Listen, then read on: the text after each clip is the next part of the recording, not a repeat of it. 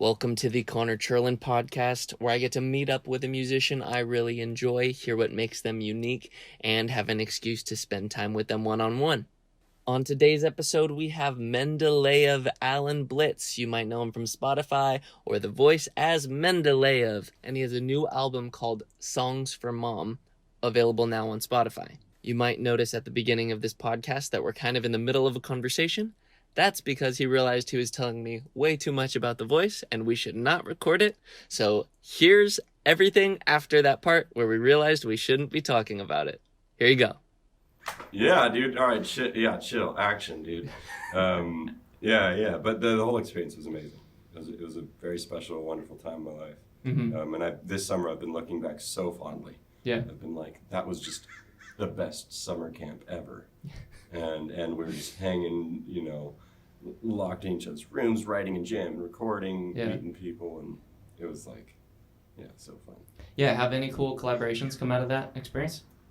I wish more have. A lot of my friends who are involved in the show and stuff have been, and going across the country and playing shows with each other and stuff. Mm-hmm. I really haven't done that. I did want to, and then when COVID hit, it was like, ooh, right, yeah. Collaboration got really tough. It did. But Will Bremen and I, we've done a few things together. We played a Soho show one time, and we also did a just kind of like an on-air radio performance kind of thing together. And cool. He's a local musician, right. Santa Barbara guy. Yeah. But other than that, man, I really want to go over to Nashville and hit up the buddies, and that's kind of the cool thing is throughout the rest of our lives we're able to do that. Right. We have that opportunity, right. Which is really cool, and some of the most wonderful people I've ever met in my life, just all in that one summer, and then it's boom. Not going to see him again unless you really do make the trek. That is very summer camp.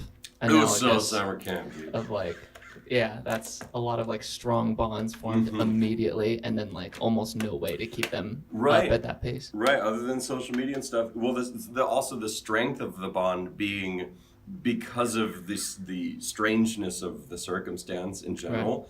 Only made the bond stronger. Right, yeah. Because literally no one else can understand. Exactly. It's this exclusive club of strangers that were all hey, Remember that really weird couple months we had? Yeah. Just hanging out in the room. Yeah. Just playing, singing, jamming, and dude, talk about quarantine life, man. I was full quarantine. Couldn't go anywhere. Yeah. And now the whole world's on quarantine. I'm I spent my whole last summer in quarantine, and now we're quarantined again, dude. Granted, it was with other kids. That's true. So, true. Now it's with yourself. Yeah. You just finished this album. Yeah. June, literally just happened. Yeah, I know, right? What? Bye, summer. What was it like to put out an album mid-COVID? It's an extremely personal album. Yeah. The video that you did for Ref C Soft Sky, that was a lot of that. Those drone shots or those time-lapse shots, those were done on a very recent trip you did. Yes. Okay. Well, so there was two videos. One was Until Forever I Go, which was a lot of the car driving through the mountain ranges. Right. And a lot of that was filmed on the 395, which is the Inyo Valley. What was burning? Okay. So I'm from Lancaster, so. Really? Yeah. Oh my God! So that's your neck of the woods, man. I've gotten a ticket on the 395. Wow. And, So a lot of it was when you head up to the Bristlecone Pine Forest. Okay. Up that right there across the Eastern Sierra. But yeah. So let's see. What was burning? That was for history's sake, my house burned down. Really? In 2008, the Tea Fire. Oh, jeez. Yeah, which was really one of the first fires that we had in Santa Barbara in my whole life. Wow. When I was a kid, there was the Painted Cave Fire. Okay. And then a decade. Were you born here? Yeah, born and raised. Okay. Up in the mountains. Okay. In this house, literally born inside of this house up kind of near Gibraltar. You were a home birth. Yeah, I was home birth bathtub, right in the water. Right in the juices. Yeah, dude, that's right. And a little piece of poop. that was my birth. That was my entrance. Between poop and a placenta. You got me. Nice, dude. Nice. That's a good one, dude. I'm gonna steal that from you, man. It's like between a rock and the hard place, between a poop and a placenta. It's just like this little baby, just like sandwiched. But yeah, so I was born in that bathtub in this house, and there really weren't fires growing up here. Yeah. And right now, there's officially 367 fires in our state happening right now. From whatever 10,000 lightning strikes in the last 3 days. Yeah. Which is crazy. But the air isn't as bad. Right. As I thought it was going to be. Right. No, me too. It gives me like deep anxiety. Well, so 2 days ago, we had 5 fires kind of up by Lompoc, and I think that's what was doing this. Okay. These are just like a lot of the Northern California ones that are really just finding their way down to Big Sur and stuff. But anyway, so kind of back to where my house burned, it was kind of a fluke thing at the time. And it was like, at the time, it was like I was kind of the dude in the kid who had his house burned down. There wasn't a lot of us. Now it's like there's a freaking community of us. Yeah. But growing up, there wasn't that. Yeah. And so it really kind of was like an overnight fire. Some kids at CC. Were you like in your teens? You must have been like... I was 17. Okay. Yeah, 2008. And there were 9 kids from CC, I believe, who wanted to have a bonfire at the tea gardens. Yeah. And they did, and I think they put on the ashes in a trash can that got blown over by the wind or something. The embers didn't totally go out, and it was overnight. And so it all happened really quick. I lost everything I'd ever owned in my whole life and ever created, all within like one night. And it was this huge blank slate of my reality from, any photo or picture or creation or song or like all the albums I had been recording. Right.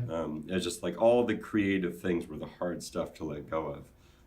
And through that process, it was just like finding some form of liberation through it and being like, all right, those things that I owned or possessions and things that I don't identify with those things anymore. Right. So it's like, all right, who am I kind of thing.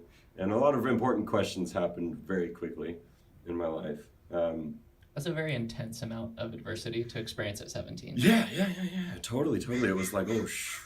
So you had a video of that? Okay, no. So yeah, I'm getting it. So no, I wish I got a video of it. I've seen videos from like news channels of like helicopters there. I'm like, maybe that's it. Yeah. But you can't totally tell of that night. Like I've looked on YouTube and stuff. But so what I did was, and this was like the last touch to the video. I just like. All right, here's the secret. I could have done this so many better ways. But so I had a photo from 1993 of that house. Yeah. And while I was editing the film or the music video, I downloaded and copied a bunch of images of fire from YouTube, or just really one like kind of like plume of fire from YouTube. Yeah. And I keyed out the background. Yeah. So it's like just took out, so I could place it wherever I want to on the image. And I duplicated it like 30 or 40 times in different ways and sizes and textures and patterns and just like shoved it in there. And then I kind of made like a fake kind of like handheld effect going on. Yeah. And obviously I made it really quick because when I made it, if I hold on the shot too long, you're like, what is this? Sure. But if you do it really quickly, you're like, whoa, like. And it does flash pretty quickly. It flashes pretty quickly, and a few different times. But the effect actually worked way better than I thought for downloading a YouTube video fire. Not 4K. It was a photo from 1993 that I literally took a picture of with my cell phone of this photo. That's amazing. And yeah. So that's how I did that effect. But because you put it in 2 different places, it makes you think that you're just like filming it for a while, like someone was just filming it. Oh, Hosburn, yeah, totally. Man, that fooled me really well. Good job. I appreciate that. I didn't want to reveal my secrets, man. But yeah, YouTube fires. The funny thing was that it literally was this one tiny little flame that I just duplicated. Right. so many times and put it all. They do that same thing with clouds in movies. They Right. like get a Same small image of a cloud. Oh, and I did that just- too. Sorry, I got a lot of clouds and smoke, Okay. and I added and layered those. Yeah. So really just kind of like a video Photoshop situation on Final Cut that was really, really jank, but Sure. successful. And sometimes that's how it's got to be. Whereas like it's surrounded by a lot of pretty reasonably professional things. Yeah. So just for the contrast, you know. Right. And you know, I filmed everything.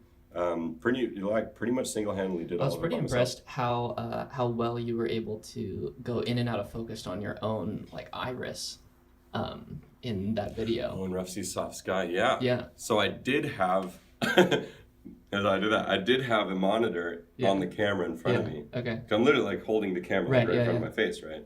And like when I'm looking at it, like I'm actually like looking at the monitor. Yeah.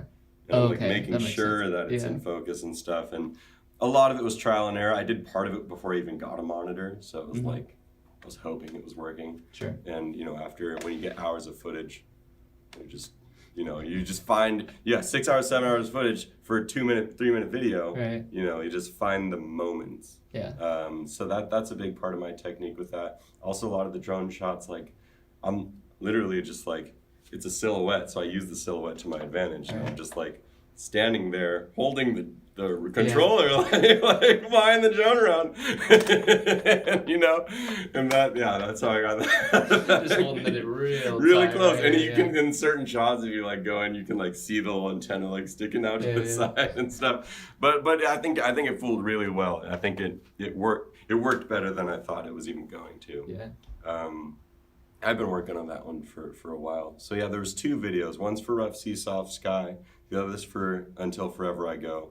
One was like the trippy time-lapse silhouette, and then the other one's like all the 395 kind of drone, the car footage, the in-studio performance. Yeah. That was probably harder to create.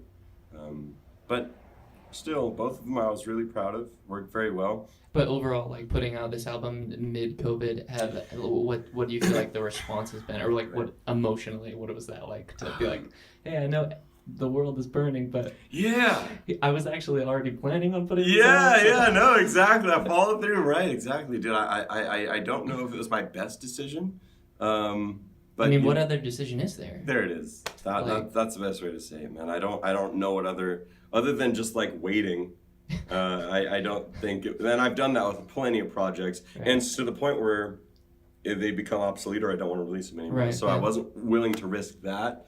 It was in the plan, it was in the pocket, it was in the books, and I followed through. It hasn't, granted, been very. It's been very well received from those who've seen it. Not many people compared to certain other things that I have released. It hasn't been as successful as other songs. Sure.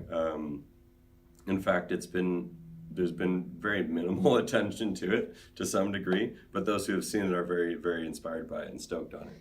I mean, I feel moved by it. Granted, a lot of it has to do with like the subject matter of it being like, it's really intense subject matter. Yes, all about my mom, and basically over the last year or so since she passed, wrote, recorded, and filmed all of these songs. Yeah.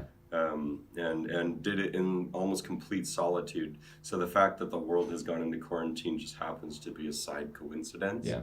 But yeah, I think it was just like, granted, it's also not such a good look to be putting out music right now for some. I feel like social media in the last few months has escalated to a place of like we sense bullshit, Yeah. We're all like really good and in tune with like picking up on shit that's not authentic or doesn't feel right. Especially now more than ever, which I think is a good thing. Yeah. But it makes you really have to think twice about a lot of it, and so or just basically you better have a real good reason for putting out your art. Right. And that was so I mean and mourning the loss of your mom is a very good reason. That was the good reason. Honoring her memory. And so no one could say shit.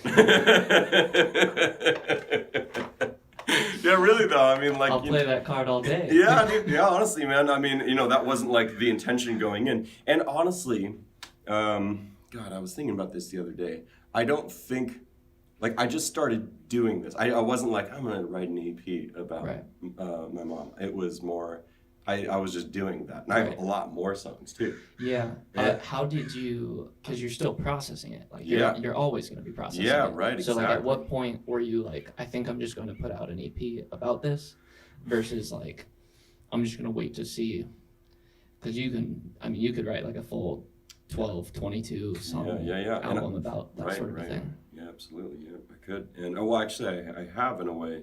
I have many, many other songs. Yeah. Not all have made the cut for what I was considering. I mean, Show Me the Way Home is very similarly themed, but not a part of... I didn't put it on there. I was thinking about doing that in retrospect. But yeah, no, it was like no matter what anything I do put out forevermore is somewhat going to be influenced by that. Right. It's a freaking, I'm just only beginning now on this journey of, lifetime of grief and understanding how to figure out, who I am in relation to not only my mom, but not having her in this world right now. Right. So that makes me a new person. But in terms of the creative side, I immediately jumped in within a week or two. Yeah, I recorded Rough Sea, Soft Sky. I think 10 days after she passed. Like the whole thing. I have this kind of issue, but it's a good issue, but it's also a tricky thing where I have a hard time opening a project more than once. Meaning once I open it, I write it, record it, produce it, master everything in 5 hours. And I'm done. I can't revise it. Yeah. It's like I got to be like, okay, that's what it is. Yeah. And so when it came later on to the mastering side of things, I was like, maybe I could tweak a little bit here and there, and I did kind of remaster. But generally, the production and arrangement and everything about it was exactly what it was on May 18th, the day that I recorded it. And that was the first one, I think. And again, I wasn't setting out to write it in an EP. It was that is just what I'm starting to create now. And then it was after a few of those, I was like, okay, this could be a compilation. Yeah. And it was a good way to honor her, and it was a good way to kind of express what's going on inside of me, or at least documenting. It was already a documentation that I was like, if I'm not sharing this, man, then what's the purpose? Sure. It's just a part of my personal thing I'm going through, but recently I've been kind of overcome with the phrase, a gift that's unreceived eventually becomes a curse. So it hit me real hard, man. And so as an artist, or as when we're creating shit, it's the weight of our potential and the weight of the things that we create without sharing it and releasing it. Yeah. They just they're heavy, man. They bog us down. And we become perfectionists, and we become whatever things stop us from sharing that stuff. And so my journey right now is I probably made 150 to 200 songs since quarantine just began. I spent enough time on my computer since March for the next 3 years. Yeah. And usually the next step in the phase is you put something out and you perform and you go into it, you do what we're used to doing. But since we can't do that right now, I've just been going back into workshop mode and recording more. Yeah. And I'm at a point right now where I'm okay, this is too much. Yeah. And I'm what's the next phase? How do I figure out how to keep getting this stuff out there? Yeah. And kind of, while I am enjoying the hyper creativity, I'm trying to separate from it a little bit and have some balance there, because I've been out of balance, I think. Yeah. And a lot of that's what it took, especially for the videos. The amount of time video editing takes is insane. Yeah. Especially compared to songs, where, as I said, I could do 5-6 hours and that's the song. Right. Full production arrangement, not just sitting down with my guitar writing. Right. I used to do that a lot, and I still do sometimes, but the way I think about writing now is that's the arrangement, that's the production, that's everything I want to hear in the final product during the process of structuring it, and which has changed my game, man. It revolutionized my way of thinking and expression, and it's been a huge blessing. But again, dude, if I'm not getting it out there, I'm feeling the weight, the pressure of the potential, and the curse, dude. Yeah. The curse, man. Where did you hear that phrase? I don't know. I don't think I made it. Yeah. I don't think I made it. I somebody said it. Somebody else. Yeah, maybe on one of those on a tea bag. Yeah. I'll say that on tea bag. Tea bag phrases. Somebody tea bagged me and it was on their balls, like on the back. I said, "Whoa." Dude. Excuse me, sir. That's profound. Didn't that hurt? Yeah, dude, a tattoo. Yeah. It's a tattoo. Oh my god. That's the worst, dude. I've seen it. And it's in cursive. Yeah. It's you. Nice, yeah. Nice. That's terrible. Would you be down to play Rough Sea, Soft Sky? Yeah, I'm down. Honestly, I've never played it. or at least in like front of people. Or like, I have jammed it on the guitar, but yeah. That's funny, man. I'm glad you asked, because it's going to be a good opportunity to see what the hell this is going to sound like.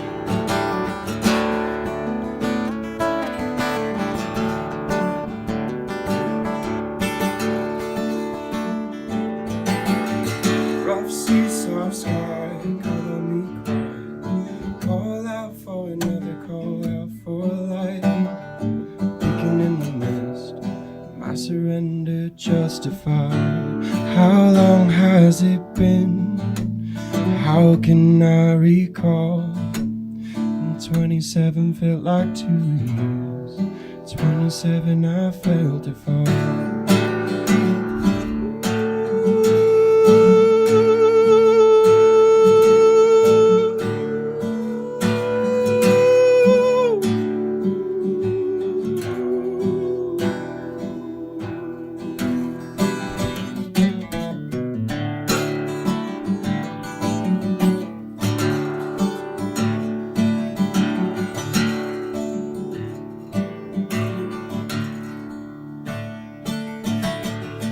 Coming down to the bottom of the wire.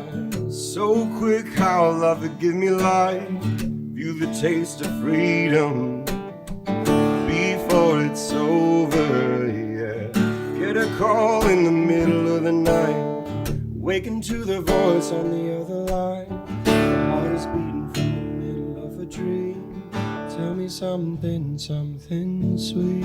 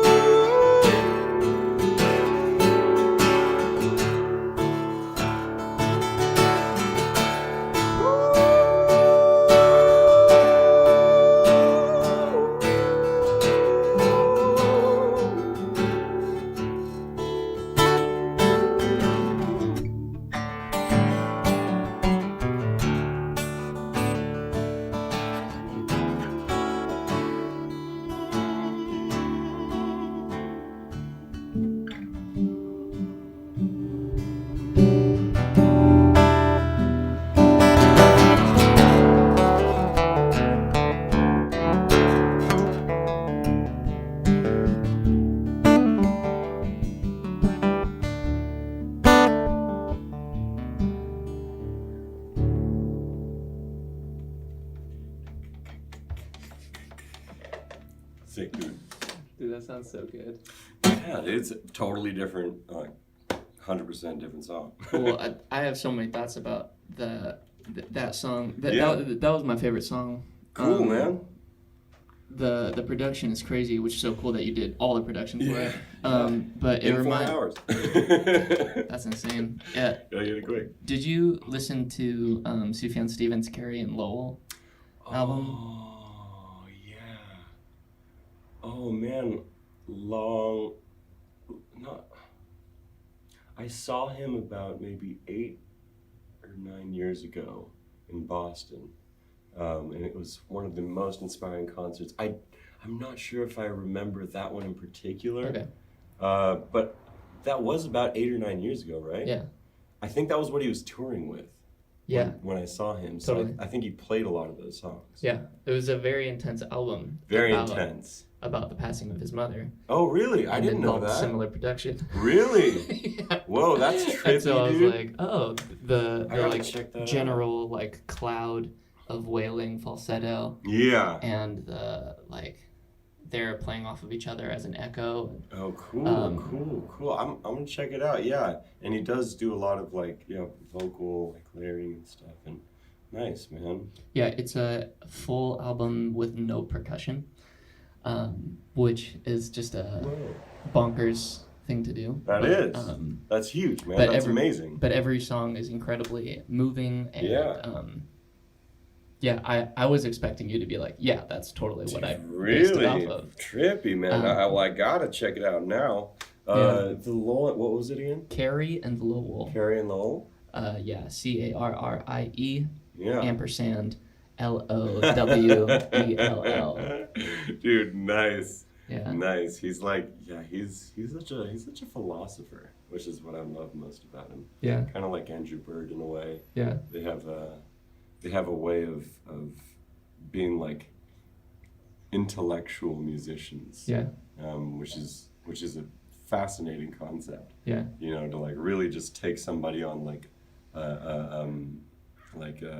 a journey of thought. He is really, really powerful. And I always liked Sufjan, but when I saw him live, I was like, wait, hold on, there's something really special here. He released I think 800 balloons from the ceiling at the end of the whole, this is like a nice theater, like a beautiful, regal theater. And then we're just partying with these giant, colorful balloons. He's so interesting. Yeah, he had the LED suit and everything. Yeah. Was he dancing at all? He was dancing. His dance moves are the most ridiculous They're quite ridiculous. They're very inspiring. They are, yeah. You're like, oh, we could dance like that. Yeah, it's an option. They said dance like no one's looking. All right. And that's what that looks like. Yeah, right. And we're all watching him, and he's still just in his own thing. Yeah, dude. And he had a whole, I think there was 14 of them on stage. Nice. Which is I don't think usually play with that many people. Yeah. At least at the time, that's what they were saying. And it was a packed stage, and they all had choreographed moves like that. It was a show, man. Yeah. Yeah, that's amazing. Yeah, I watched him live when he was performing the Carrie and Lowell album, and everybody wore black on the stage, and they just went through the whole album, no talking. Wow. And then after they were done, they left the stage, and then he would take off, he would put on something different, like a flannel, and then put on a yellow hat, and then he would play just some classics, and just be like, cool. Thank you guys for working through that. Part of my process is just going straight through the album. And then he gives the reward at the end. This is what you came for. Yeah. I'm not disregarding. Yeah. That's beautiful. And it was really cool. I think that's my favorite album of his. And nice, man. Yeah, you definitely remind me of him. There's something in your voice that really reminds me. Maybe it's your writing, but I think it's actually your physical tone that reminds me of him in some ways. It's a very, very pure tone, and oftentimes there's kind of an airy quality that really just is it as I said, pure tone. It holds true, and you're not trying to have technique get in your way of what you're saying. Right. So the priority being, what it is you're saying. Right. Which is so cool, man. Thank you. Yeah, totally. You mentioned that he's an intellectual musician. Yeah, dude. What is it that you mean by that? So he and Andrew Bird, I kind of grouped them together a little bit. Not that they're the same music at all, but if you each song could be a freaking novel. Yeah. Maybe a little more Andrew Bird, but they both just they are not afraid to just if they're all right, this is thousands of words. Yeah. We're gonna go there. We're gonna fit it. We're gonna figure out how it fits and how it goes. And talking about a lot of real stuff, and not that other musicians don't. But to somehow translate what it is, the way that we talk about things, the way that we express ideas, they kind of do it in their lyrics and their singing, which isn't a common thing. And I'll take Andrew Bird more at the extreme level, where he will it's almost like he's working out some philosophical thought. Right. While he's writing, you know what I mean? Right. You're I'm just on the journey to watch you figure out where you're going and how you get there. I mean, it seems like he is. Yeah. I was watching a TED Talk with him talking about the concept of feedback. Right. And he was like, I'm just going to show you guys what feedback is. And he's like, does a little vocal loop. And then he just puts the microphone up to the speaker. Yeah. And just lets it loop. And then he's like, you hear that terrible sound? That's what feedback is. And he was like, and this is a song talking about that concept. And I've only written a third of it. So here's the first third. But it's still like 8 minutes or something. No, that's cool, man. That's cool. I thought I had seen that, but maybe I only saw a clip of it, dude. I'm gonna go check it out. I'm a big Andrew Bird fan, or at least I was for a long time, and I still love his music. Yeah, it still counts. Yeah. No, so very influential. If they're intellectual, what do you refer to yourself as? Oh, geez, man. I definitely do not consider myself intellectual. Not that I'm not talking about real shit, don't get me wrong. But I used to be a lot more out there, let's say. Yeah. And some people might think I'm still out there, but compared to what I used to be, sure, yeah.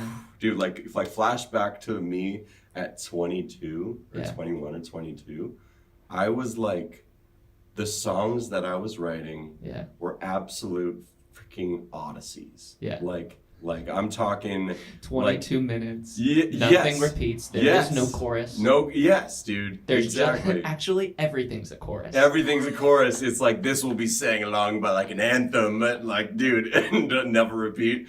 It's like only for the real listeners, and so my true fans will memorize all 22 pages. Yeah. Well, okay. So I used it doesn't even rhyme. It doesn't. Yeah, some of them didn't even rhyme. So I was probably a hardcore fan at the time of many people.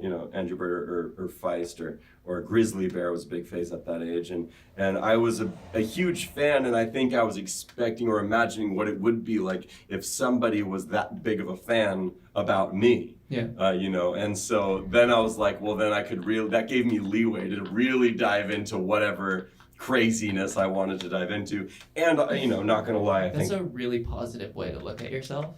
Yeah. As like, well, if I can think this of other people, other people could think this of me. True. That's like incredible self-talk. Yeah. Or like hoping, and with that in mind while I'm writing, I wonder what if the intent listener would pick up on this or something, Yeah. And like we all still kind of do, but there was a point where I was like really just out. I don't know how else to explain it. There was like, I'm not gonna lie, there was definitely an influence of drugs in my life at that point. Not to the point where I was like abusing anything. Mm-hmm. I was very experimental at that age, especially when it came to certain psychedelics, and I probably pushed the envelope on a few occasions. But if I go back and listen, like both musically and with the drugs. Well, it really came through, and I would go on trips, and I still do this, but I'm much more structured, and I've simplified over the years, and I think over the course of my time at music school, it was like, okay, how do I simplify? How do I clearly communicate a simple idea or even a complex idea in a simple way? Yeah. Or how can I like rein myself back in because I'm like going to space right now. Right, yeah. And it was important for me to do that, I think, and important for me to write. Most of my songs were 10 to 15 minutes. Yeah. And I grew up doing a lot of musical theater. It's a long time. That's a long songs. Huge, long odysseys, dude. I'm talking, so if like a classic form is like A, B, A, B, C, B, or whatever, it was like A, B, C, A, B, D, F, A, B, F, E, B, and it was like, dude, it was hectic. Yeah. And I enjoy going back and listening and just being like, whoa, dude, what were you thinking? Yeah. But also like, I gave myself the space, I think, to just like really experiment, and that was important, really important for me at the time. And I sometimes wish that I still did some of that stuff, but I think in some ways I've oversimplified now, and I need to like push a little more out there. Sure. And I think class kind of does that, like especially if you're going to school for art, it's like. You're every week you're writing whether a song or lyrics or something, you bring into the whatever 20, 30 other people that are doing the same thing, right? And everyone like, I'm not nervous to play in front of like few hundred people. Right. But if I'm in front of like 20, 30 of my freaking hyper intellectual homies, they're gonna be ripping it apart, and I'm like, I get a little heart beating, and anyway. So there's a way in which I think that like the structure did help me, but I was it's probably become, the older I get, the habits, I rely on these things to have a formula to be like, all right, this is the best way to do it. I've seen recently how I'm like, that may not have been the most helpful thing when I was in class. Sure. But there was dude. So I'm at the rebalancing now, and I haven't listened to Sufjan or Andrew Bird in a long time. Yeah. But there was a phase that I went through. I was like, I was digging it, dude. Yeah. I was digging the boldness and the lack of formula, and I was really interested in people who would take formulas and just like completely expand them, I think I'm getting somewhere right now in my music. I'm onto something right now, and it's not for everybody, and I know most of it is going to be hard for people to listen to. Yeah. And I like when I firsthand see it when I show some of my friends, or like my girlfriend. She hears everything I do. Yeah. She's one of the only people that gets to like really hear everything I do. Right. And like she's been struggling recently. Like, I'm like pushing it again. I'm deep in the sampling world, just deep electronic lumpy bass music. Yeah. And it's awesome. It's a lot of fun. But I'm like, I'm not at that point where it's gonna be perfect. Yeah. A lot of it's not. It's hard to listen to, man. A lot of glitchy, stuttery kind of things. Okay. Yeah. Intentionally kind of difficult. Yes. Yeah. But also I've been doing a lot of live electronic music. It's very hard to explain this. It is based on looping, and I do have audio looping and MIDI syncing going on. Yeah. But like I was saying earlier about the concept of the gift unreceived becoming a curse. Right. It's come to this place where I'm like, okay, if I have these songs and they didn't go anywhere, where are they going to go? Right. So I've been going through and actually sampling all of my older songs, the whole songs, or just the vocals, or just the guitar, or the entire thing, and making sample packs of each one. Yeah. And then I'll play them. I'll literally be able to play my own song. So I'm considering the song to be the instrument.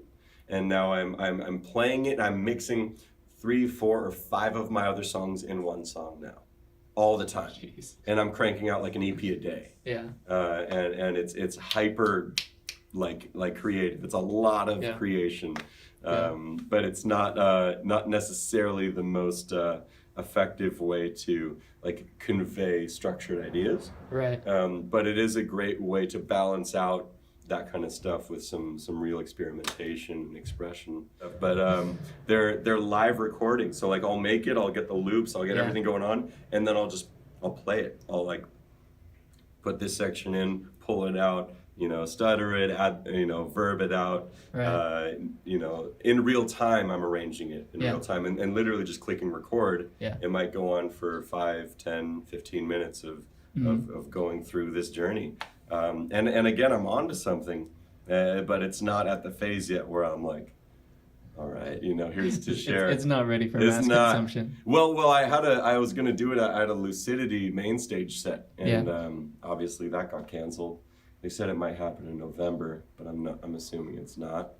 God damn it. But yeah, I was excited to finally. It will happen at some point. It will. It will. Yes. And the tours will resume at some point. Yeah. But way different than me just standing up there by myself with my acoustic guitar. Right. This is like I'm ready to like throw down. I'm like really ready for this. Yeah. A separate entity. Yeah. Almost I'm not all the way to like creating like a separate name, pen name or whatever, and a separate like musical identity. I'm still trying to merge them somehow. Yeah. But I haven't figured it out yet. That's why I'm in shed mode, man. I think I got to the point of maybe partly impatience in a creative process that only like elevated my efficiency. So that kind of my impatience was like need to get this idea out faster. Yeah. Because I don't want to wait if I have this idea to like get the verb just right. It's like, no, we just got to go. That's so interesting. Yeah. You're it sound whenever you talk about like your creative desires, they always come across as needs, like a burning itch, and you're like, honestly, if I don't, I'm gonna die. I'm gonna freak out. I gotta go. Well, I think partly I will say I am coming from the past and my younger self of spending like a year on a song. Yeah. Or spending like a year on an EP or something. Yeah. And I'm at the place where I'm just like, I don't want to ever do that again. Yeah. It's not necessary. Yeah. The amount I could generate in that amount of time now, like you could say, it's the classic quantity versus quality thing. Right. But I'm at the place now where even with the quantity, the quality is raising too. Yeah. And so it's not worth it for me to spend all this time also relying on other people to be able to execute my visions. It was a huge part of my whole life. Same with video, same with just about everything. I was like always in the jack of all trades mindset. Right. But I still value collaboration so much and regularly meet up with friends who have studios all around Los Angeles on a weekly basis and jam and create and come up with stuff all the time. So I do value collaboration tenfold, but there's a place in which I need to be able to be self-sufficient in order to bring it to the table of a collaboration. Right. Because I'm not going to be like, oh yeah, I want it to be like that, but I don't know how to do that. Because then I feel incompetent. Yeah. I think. So whereas Sufjan Stevens would be intellectual, would you be like more virtuosic, experimental, spaced out? That's tight. At least now with the wompy electronic stuff, dude. Yeah, you're right. With my just general, like if it's just me and my guitar, I think I just prioritize authenticity. I think, or just feeling connected in like a real way. Yeah. But not just to like what I'm saying. That's the thing that I think I feel a disconnection sometimes with Andrew Bird and with Sufjan, where like they really care about what they're saying. Right. And I'm more of the side of I really care about how I'm saying something than like the concept of. Interesting, like conveying an emotion? Yes, that or I mean, even if I've written something that I do find really a good message or that is very important, it's like, this is just a space and structure that I've created for me to continually reinterpret on a nightly basis or whenever I'm going to be playing it again. Yeah. Another curse I think I have is that I'm unable to do the same thing twice. Yeah. Like ever. Which is cool, but not cool too. Right. And because people experience you. Yes. And I mean that is part of your appeal, and it is part of like what I'm sure is frustrating for some of the people who listen to you. Totally. Is like one of the things I see as consistent in your performance and the way you conduct yourself is you show up. I mean, this was just one tour specifically, so you had like a routine built in, but you would show up, strum, and you do a big we're gonna do that all together, and then you would turn that into this like long, like belty, yelly chant, right? And it would kind of like put like it would kind of like break all of our focus and be like, it was really enchanting. And then from there, you would sing a stupid song. or a Wimboe, or because I got high, or don't worry, be happy, or do a little medley. Exactly. Yeah, expectations, man. Yeah. But it's, I mean, what that is like, that was like a structure that you really vibed with. Yes. And it did give you the room to reinterpret it. But I feel like the root of that is like you creating a very special, like, spiritual experience for the people sitting there, because nobody else that I know does the Om chanty is starting with an Om chant like a straight up I know Tarzan out of the forest. Tight, man. I got a little niche there. I have been recognizing that, and I have been trying to over that tour I was trying to dig deep into that and be like, to have some sort of structure with the set. Does that feel authentic to you? It seemed authentic. Well, still, so what it is, I mean, when I say I can't do the same thing twice, like, yes, the concept of Om and chanty is there. Yeah. But it's like, it's never the same Om chant, you know what I mean? And so when I say I'm providing this space for myself to improvise, even with my structured songs, where I know I have a message in the song. I still want to be able to be like, how am I feeling about this song tonight? You know, or how am I gonna do this one here? And so that leaves me the potential of higher realness or feeling connected or authentic with the song on a nightly basis, because if I'm just trying to do the same thing over and over again, some people are really good at it. But if I'm trying to do the same thing over and over again, it keeps dulling itself out. And I would fall into that problem sometimes with my structure on the tour, and you know, going into sometimes because I got high would land really well. Sometimes it wasn't the vibe, you know. And you know, you kind of play off it. I had a terrible gig in February. You know, it was just so bad, bro. That's awesome. You know, it's always venue dependent, and you got to read the room. And I I was getting like trolled. Just nobody knew because I got high, or they just didn't like it. Yeah, I think they just didn't like it. It was. Was it an older crowd? No, it wasn't. It was actually a club crowd. It was the grand opening of this big club in Koreatown called Kiss Kiss Bang Bang, and it was like the first night it was ever a thing, and it's like a disco club. Did you do the Om chant into because I got high? I did, dude. Yeah, or I did a Wimble. I did the classics. I was gonna bail on the medley. You know, the classics. Yeah, the classics. The Wimble. Don't worry, be happy. I actually don't know exactly what I did. I did a lot of. I blacked out. I don't even know. But there was like, you know, a solid maybe 40, 50 people that I brought that were listening intently and paying attention, respecting it. But then there was this crowd at the bar that was like, you know, it's a disco freaking club with disco floors and LEDs everywhere, and I'm on stage like doing acoustic, and so that was just wrong by itself. I would have brought my electronic stuff if I had known the context. I tried to look it up online beforehand, like the website, and it's a brand new spot, so there wasn't anything. So I just showed up, and there was probably 10 or 15, maybe 20 people at the bar that were just being just so rowdy and loud the whole time.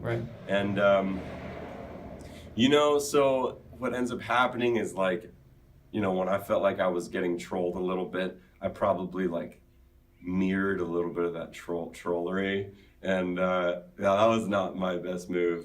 You know, I had to do what I had to do. And it was like, at a certain point, it was like I wanted to see if a Wimble was even gonna fly. You know, like because I was afraid to do it, and I was like, this is probably not the right place to do it. Then that part of me, the rebellious side, is like, you have to do it now. And yeah, dude. Nothing landed. And honestly, I brought like this potential manager to the show. I brought like this crowd of collaborators and people I really wanted to work with, and that had never seen me before. And they're like, they just watched you burn. Haven't talked to like any of them since. The manager didn't want to work with me. It was like, I was like, oh man, I wish he saw another show. He brought his wife to the show and everything, dude. It was not a good look. And so after that, I was like, all right, I'm not gonna like play another show for like a month. And then that was February 5th. And then March 5th. Then everything changed. And I got what I wished for, but way more. But also in that interim, I got the Ben Harper tour, and I was stoked, and I was like, this is giving me something to look forward to, and now I can really hone in on what that set's going to be like. And then that didn't happen. But again, like that relationship still exists. And you are not, you don't have a diminishing fan base. So like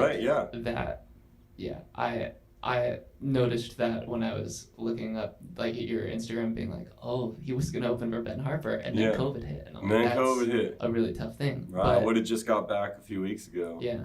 But the person who has first dibs for the next one is. I think so. He said on an email I was still in the books. You know, if fucking whatever happens, if things go back, you know, next year, But I have recently been like trying to acknowledge the disappointment. I think I was just kind of pushing it off, being like, you know, on to the next. But recently, I'm like, all right, no, that's a bummer. It's discouraging. Dude, I'm, you know, trying not to dwell on it too much, but I had to acknowledge the feelings were there. And there is the little voice in my head that's like, what if it doesn't happen? You know? I mean, it's totally a possibility. Totally. But, I mean, that's everyone else's reality. You have the greatest chances of actually, like, closing that deal. That's true. That's true. Compared to everybody else who's, like, you know, vying for that spot. Right, absolutely. The person who was supposed to do it has. Well, there was actually another band that was like supposed to do it originally, I think, and then the dates got mixed up, and I was only going to do like 4 shows, and then it was like I reached back out to the agency, and they're like, no, you're actually on all 17 now. That's awesome. I was like, all right, let's go. Cool. And I'm still like, I still have it as a wonderful thing to strive towards. Yeah. And it colors everything that I create, and like, yeah. The opportunity and the potential is there. So it's like that's a fire, it's a light. Yeah. So I'm still stoked on it, but again, not holding my breath. Right. And I'm trying to figure out what's this next phase that we got to do, man. Whether it's live or this is really cool, like conducting conversations with musicians, right. and having some sort of dialogue going is it's really important right now, probably more than ever for musicians and us. Sure. So dude, mad props for that. Thank you. Like the musical Joe Rogan over here, getting the podcast going. You seem extremely positive. I feel like you have like a really good outlook. A lot of that has to do with you've dealt with actually terrible things. Some shit. So there is perspective. Yeah. Of like, well, it could be worse. Yeah. It also gives credibility, I think, too, when you go through rough shit, which is important for the self to just be like, have something to say or something valuable. I definitely struggled with that throughout my life of finding what it is we have to share and what it is we have to say. It's fascinating how, God, I heard this quote too. Who said it? I think it was like Jordan Peterson said, when things are going really well and when we're happy in life, we have a tendency to like not believe it as much, or that it's not so intertwined with our reality of our enjoyment of life. Whereas the moment we experience suffering and pain, it becomes our reality, and we can really believe it to be real. Yeah. And so I think my belief in reality has strengthened throughout the difficult times and the suffering and shit like that. That's interesting.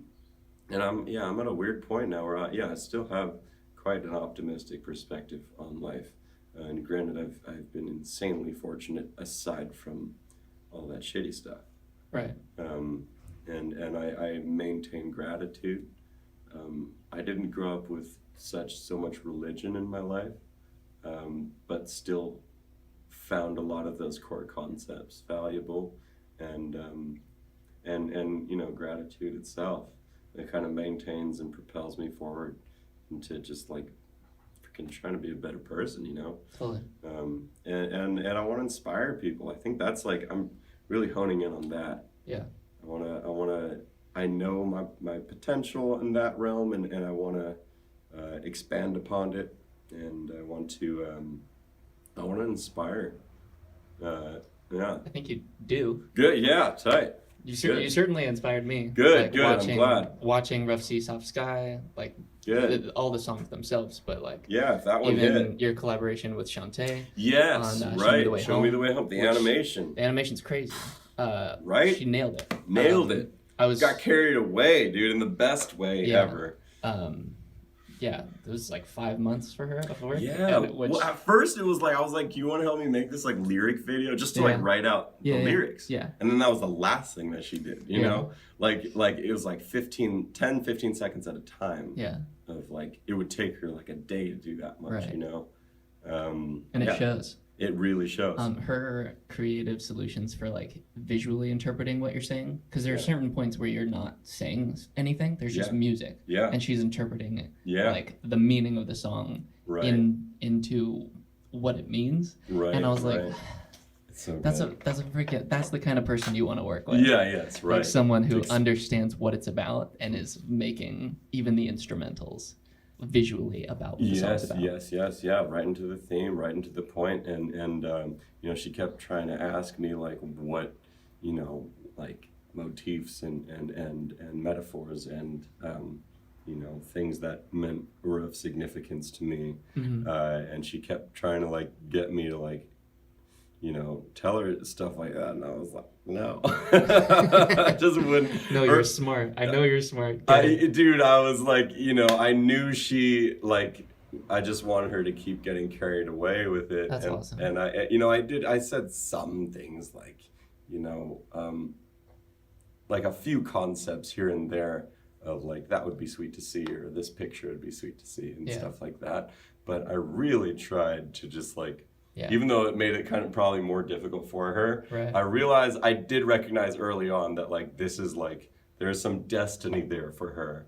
And the more I step back from this, she's going to really fucking nail this one. Yeah, she totally did. And she totally did. And it was her first time ever doing an animation like that. Yeah. And I hope it's not the last. And I know people have been reaching out since. And, it's like, I'm sure she'll be able to do things much faster now, having like gotten this out of the way. Sure. Which is like, I think back to my early creations and stuff where, I spent like a year making these songs, and I needed to do that to get it out of the way in order to learn like how much more efficient I can be. And she just like has a very special power in terms of communicating on a visual medium. And honestly, I don't know any other collaboration I've done that like really matched up so significantly. Yeah. And it's something in terms of the sonic quality and the visual quality that should take like teams of people to execute, and it was us two. Yeah. And that was like, there's something so gratifying, and it validates what we do and what we did, and makes us proud of what we did, which is important to find a way to be satisfied. Yeah. I think. And I hope to keep hitting it. I'm sure it's not going to be the last thing we do together. I mean, all the drone footage up to 395, we were on a trip together, and we've been doing all sorts of excellent epic adventures since COVID has hit. Yeah. And I've had a pretty good balance of going out there and get, taking my time in nature and shots for a week or two, and coming back and spending, 2 weeks straight on the computer, and being very productive and doing what I need to do. And then going back out and finding a new trip. And so throughout all of COVID, I've actually been like in a really good, productive state of, and it's been actually a wonderful time in some ways. Aside from all the discouragements and frustrations that have happened along the way, and tragedy. There's been this point recently, though, just in the last like few weeks, where I've been struggling a little more, and I have to be honest about it, where I'm like, it's been tough for me to dive back in the computer right now. I've made too much. Yeah. And I've been creating too much, and usually, like we were talking earlier, the next phase is to share it and to perform and stuff. And when I don't have the outlet and just go right back into the creation, it doesn't feel right. Right. Because a part of it is sharing it and going out and watching people react to it. Right. That's a big part of it. Because when they react to it, that informs how you perform it. Totally. And it becomes this other thing. So there's this recorded version that you love, and then there's this new live thing. The feedback. Yeah. And just to put it out on social media, or to get comments and likes is all great and shit, but that's not authentic feedback per se. That's not behavioral, or I don't see the reaction physically. Right. And there's not that like energy exchange that I've been relying on my whole life. Right. And so I'm really at this like fucking existential question. Like, what's next? What's happening? What's on the agenda? Who's this guy? We got a doggy showing up. Sorry. I have no idea, man. Hey, buddy. I don't know this dog. Dog, you should get out of here. This is not your dog? No, this is... No. I don't know whose dog buddy. This is. Dude, can we get a shot of this dog? Hey, how's it going? All right. Good to see you too. Ooh. Hey, buddy, you want to smile for the camera? Ooh. What's your name? Where does this go? Where does this dog go? Where does the dog go? Where you come from? Who are you? His name is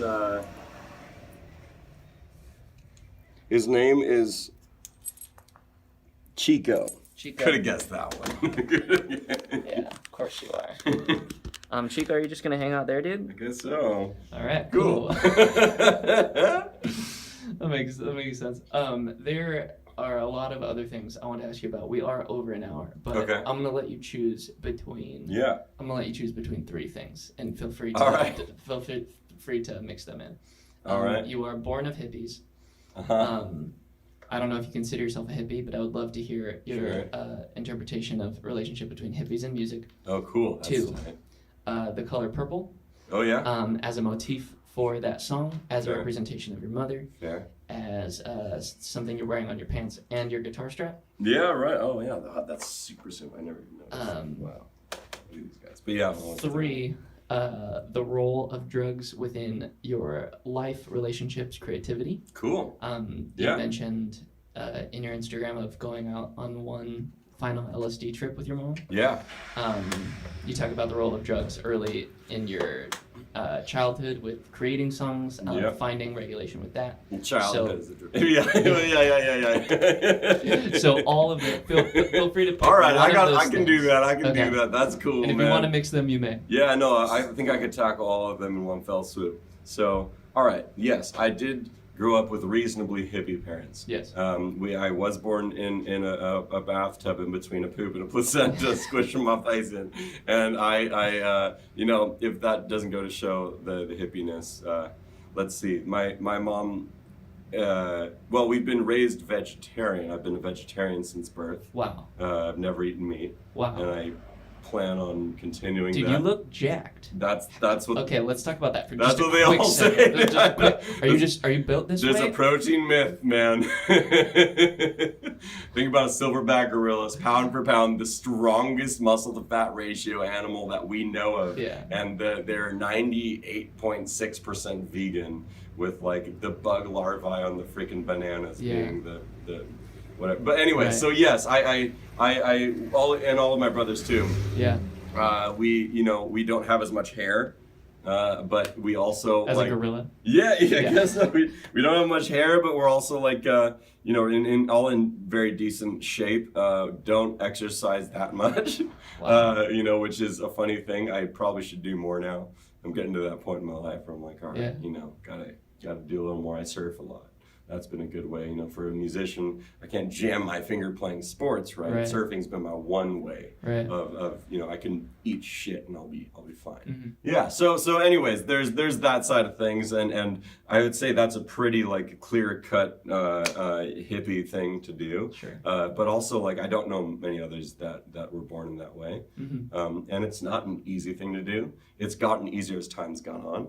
It used to be really challenging. Like growing up, it was like no vegan nothings, Right. So you go to a restaurant and you look at a menu, you're like, boom, boom, boom. Yeah. That's what I can eat. Now it's like when I go to like frickin' Cafe Gratitude or something in Venice or like vegan spots, I'm just like, I have no idea what to do. There's so many options. Yeah. And anyway, so yeah, there was that dietary kind of thing which probably fueled some neo hippie qualities, and didn't wear shoes much growing up. We grew up in the mountains, so I got used to that approach. I did live in Boston for 4 or 5 years and did wear shoes over there.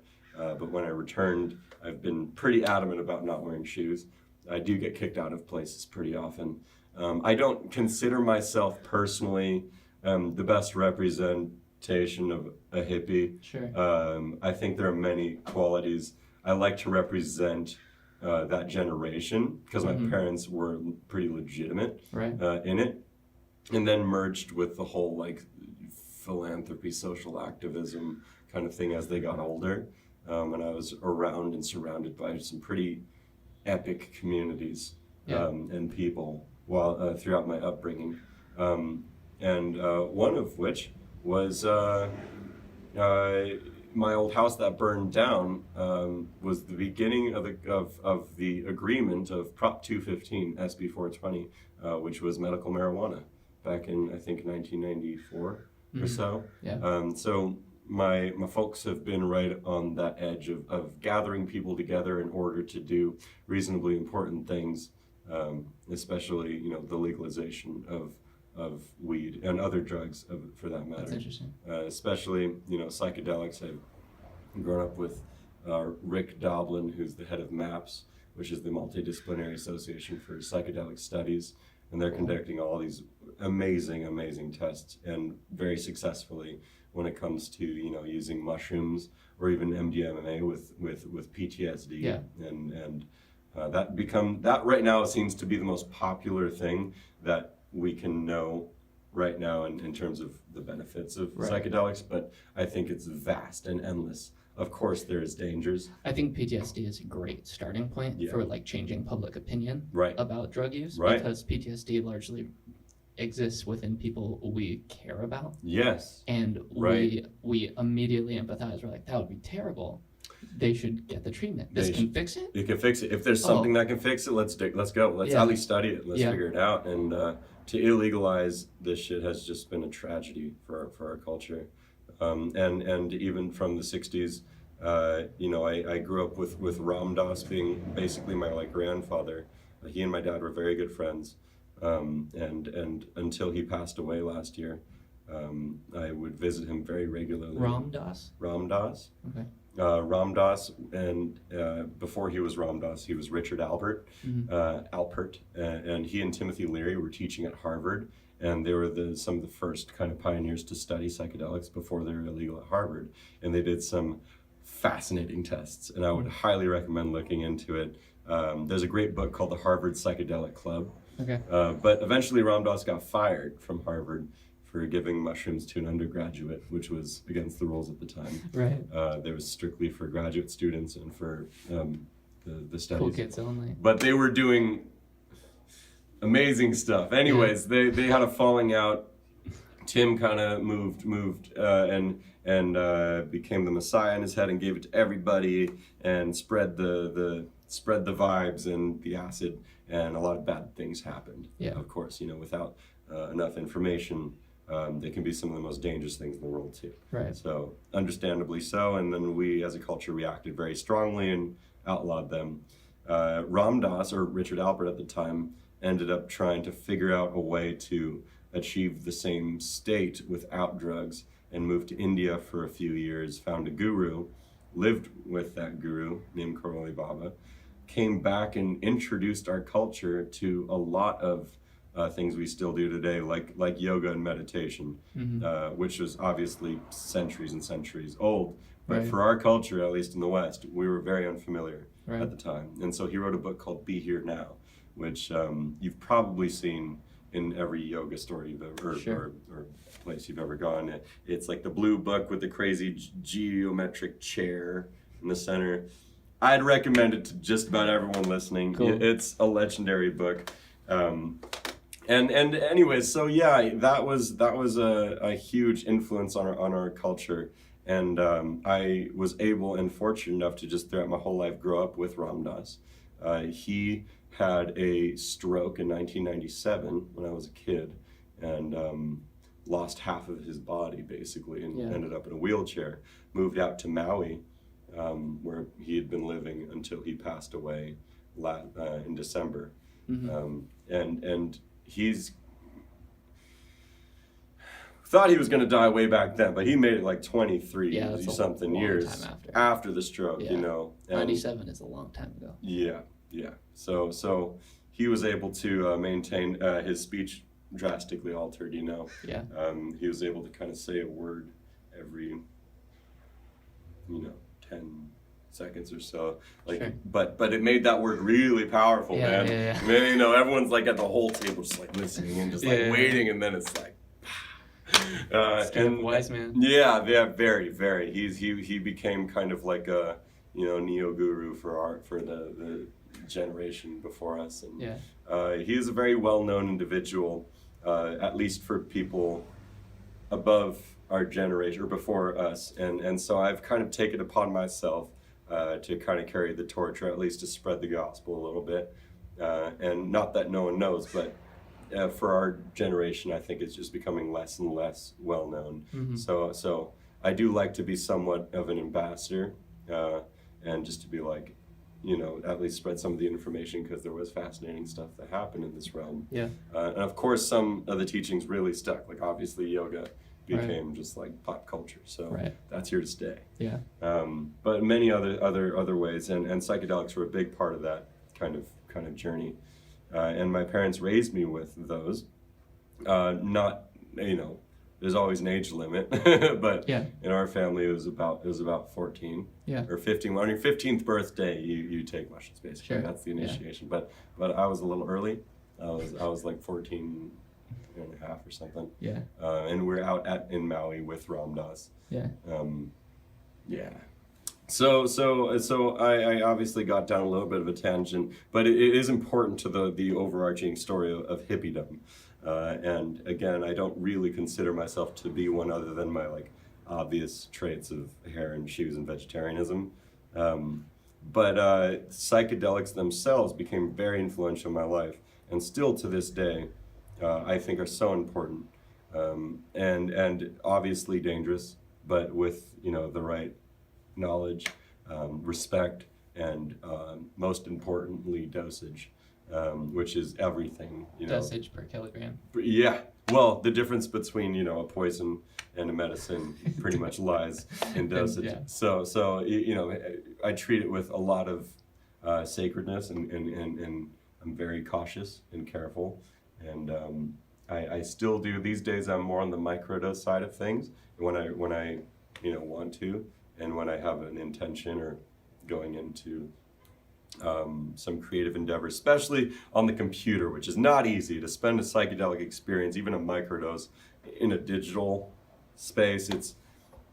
I don't totally recommend it, but I'm always grateful for my results of what come from that. But physically, the body really doesn't like it. So and I got to find some balance there. But mostly growing up, I mean, my kind of way, a big part of my way of writing and expression was to kind of just have a journey on a psychedelic and kind of mosey in solitude, naked through the mountains, and it's jamming and wailing until something kind of pops out or in. And I realized soon, or not long into it, that the memory doesn't work very well when it comes to those spaces. It remembers certain things and not others. So I started just kind of recording what happens, like even with just an iPhone. Or just to carry it along and click play and then go for the journey. And I carry a lot of that kind of expression into my songs today. I think in terms of physical technique, there's different instruments that I think are more appropriate for certain drugs. I actually have this, I don't remember who said it. My buddy said, he's like, you can learn an entire year's worth of guitar on 1 hour on LSD, but you can also lose a lifetime of guitar on 1 hour on LSD. Maybe that's an overstatement, but I thought it was a funny thing. So my parents did raise me with that. Both my parents, and treated it very, very sacredly in our family. It had to be a secret for many, many years. So I couldn't even tell my friends, kind of thing. At risk of getting taken away from my parents. Until I was like 18. But it was like I had this deep secret I couldn't share with a lot of people. Which was tricky. Especially because that secret was so positive. Yes. In your experience. And the danger was so negative. Like had the danger of getting taken away, even if I were to tell my friends and stuff, my best friends. And so it actually created some issues with my friends at the time. Interestingly enough, but both my parents coming from that older generation with trying to just do it the best they can, and as safely as they can. I think they did an immaculate job. Not that they both were bare feet kind of people thing, but they definitely were both vegetarian on their own accord for 40 or so years. And my mom had purple hair for the last 30 or so years of her life. It's amazing. Purple everything. She was very purple, to touch on that. From car to bed to hair to house, just very purple life. I do kind of want to take that torch a little bit. I find myself a little more on the blurple side of things. At least so she had full body tattoos.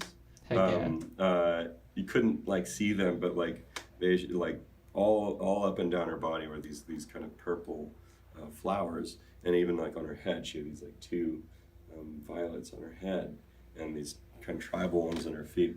But when she was doing some tests for when she was, for one of the cancer bouts, the doctors extracted some lymph nodes, and turns out that her freaking lymph nodes were purple. From, I think, the ink of the tattoos. Oh, really? Yeah. Jeez. Which is sketchy for anyone who has a lot of tattoos, but yeah, it was like, wow, inside and out kind of deal, Yeah. And yeah, man, I wasn't always when she was around, but since she's passed, it's like, I'm totally willing and open and love to represent the purple, especially in a lot of the art and the songs and the videos and it's I'm just beginning my journey of purple to understand what that means, to like make a lifetime of it. It's like, whoa, You're stuck between the purple, the poop, the placenta. Yeah, the purple, blue placenta, dude. Yeah, the placenta is purple, right? Isn't they're kind of purple a little bit. Yeah. I think I covered most of those questions on the ground. You totally did. With a big tangent in terms of historical psychedelic movement. Ram Dass. Ram Dass, we'll look him up later. Dude, check out Ram Dass, man.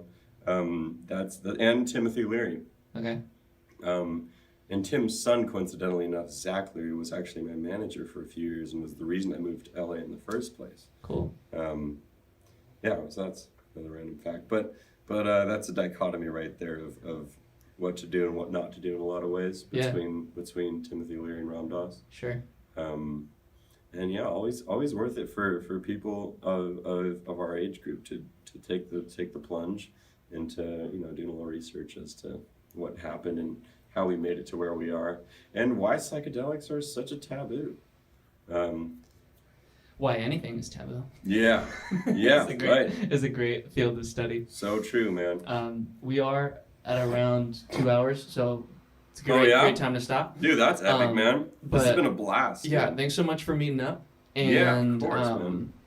Yeah, as far as like that cycle of like creating something and then getting to perform it, I'm also feeling that same sort of thing of like, yo, this is cool, man. Yeah. You found a good way to do things right here. This is neat. It's a way. I think there are many other ways. Yeah. And I'd love to figure those out with you moving forward. Yes, but, but yeah, man, this has been an absolute blast, dude. I didn't even know what was going on. I just kind of showed up. I was like, all right, what am I here? Yeah, man, my pleasure. This is cool.